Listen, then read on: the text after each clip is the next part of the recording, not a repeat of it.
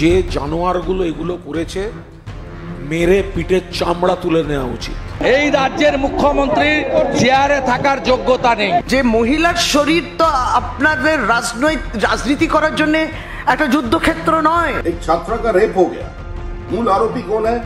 तृणमूल कांग्रेस का नेता। उसका साथ दो कौन है? वो तृणमूल कांग्रेस का कार्यकर्ता। যদি সে ধর্ষণ করে থাকে, সে একজন ধর্ষণের অ্যাকিউজড, এইভাবেই তার বিচার করা উচিত।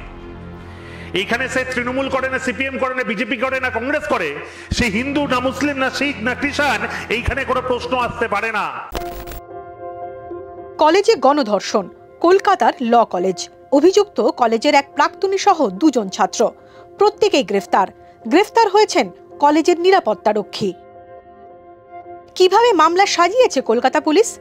ঘটনাকে কি লঘু করে দেখা হচ্ছে, নাকি কঠোর সাজা চাইছে সরকার? কোন কোন ধারায় মামলা?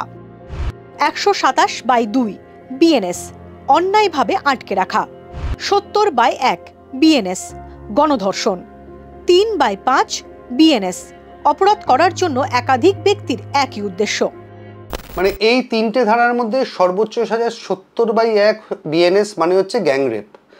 তো বাদ বাকিগুলো সাপোর্টিভ সেকশনস হতে পারে, একটা রংফুল রেস্ট্রেন্ট, একটা হচ্ছে ক্রিমিনাল কনস্পিরেসি। কিন্তু 70/1 তাতে সর্বনিম্ন সাজাই আছে 20 বছর, 20 ইয়ার্স ইমপ্রিজনমেন্ট, আর সর্বোচ্চ সাজা আছে লাইফ ইমপ্রিজনমেন্ট। লাইফ মানে যতদিন উনি বেঁচে থাকবেন ততদিন পর্যন্ত সাজা আর কি। এটা নয় যে প্রত্যেককে পার্টিসিপেট করতে হবে on the process of rape. Somebody who is helping the rape to be happened, সেটাও কিন্তু ওই ক্রিমিনাল কনস্পিরেসির মধ্যে, মানে একই রকমের মেন্টালিটি বা একই রকমের ক্রাইম কনস্টিটিউট করার জন্য তাকেও সমানভাবে দায়ী করা যায়।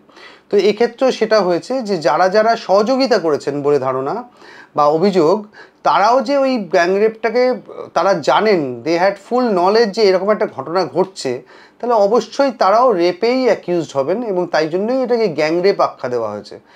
আপনাদের বলে রাখি যে এই গ্যাংরেপে যারা অ্যাসিস্ট্যান্স, আমরা সাধারণ ধারণা হচ্ছে যে একজন পুরুষ মানুষ ছাড়া একজন মহিলা কোনোদিন অ্যাকিউজ হতে পারেন না গ্যাংরেপে, কিন্তু যারা যদি কোনো মহিলাও অ্যাসিস্ট করতেন তিনিও কিন্তু গ্যাংরেপের অ্যাকিউজ হতে পারতেন।